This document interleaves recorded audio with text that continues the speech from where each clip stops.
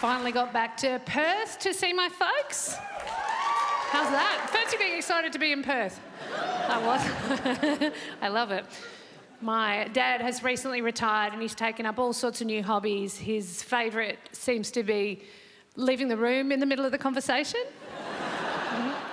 And the whole time I was there, he was getting around in these crazy thongs, like camouflage, really raggedy edge. I'm like, Dad, what's with the footwear? And he goes, well, I always found thongs a bit too tight. So now I buy them 3 sizes too big and cut them down with secateurs. That is the sort of genius idea that takes a full 75 years to percolate, isn't it? Like, let's just acknowledge the audacity of suggesting that thongs are a restrictive piece of footwear. I salute you, old man. Always found thongs a bit too tight. Did you, Dad? Did you? How do you cope with underwear? Don't answer that. I wouldn't mind retirement after the last 12 months. This time last year, I became a remote learning teacher, and wasn't it a beautiful experience learning together that I'm not meant to be a teacher? We were dealing with a year 1 curriculum. We spent 3 weeks learning to tell the time. I'm like, babe, why bother? It's 2020. Time has no meaning. How long is a day? A year! How many days in a week? None. It's just one long eternal night. Everything felt so pointless. We did this worksheet one day that was grammar. It was changing past to present tense. You know, like Zara laughed becomes Zara is living alone. You know?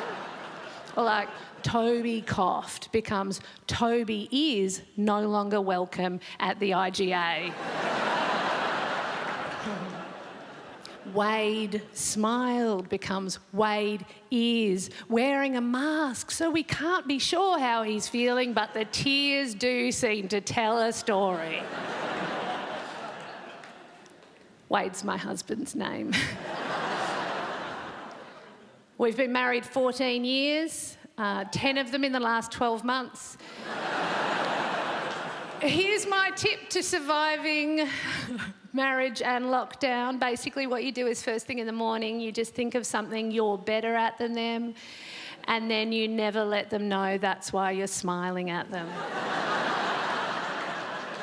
It doesn't even have to be anything good. Just take any tiny thing and let it fill you with a smug golden glow.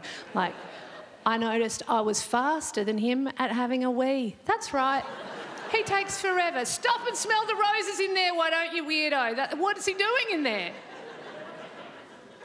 I'm fast. I get it done. He heard me through the door the other day and yelled, "What's happening in there?" I'll tell you what's happening. Professionalism. I don't aim to make one long continuous sound. I make one giant dollop and I'm done.